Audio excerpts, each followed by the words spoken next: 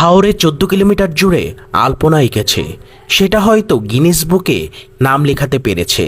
কিন্তু স্পন্সর করা কোম্পানিগুলো কি কয়েকটা দিক লক্ষ্য করেছে? এই হাওরে কিন্তু অসংখ্য বাইকাররা আসে, আর তারা যখন রাইড করে খুব ফুল স্পিডে কিন্তু এই রাস্তা দিয়ে তারা রাইড করে থাকে। তখন কিন্তু এই ডিভাইডারগুলো চোখে তাদের পড়বে না এই আলপনার কারণে। কিন্তু যখন বৃষ্টির মৌসুম শুরু হবে, বৃষ্টির পানিতে কিন্তু এই আলপনাগুলো গলে যাবে, কারণ এগুলো কিন্তু পার্মানেন্ট কোনো রং না, অস্থায়ী রং দিয়ে তারা আলপনা করেছে।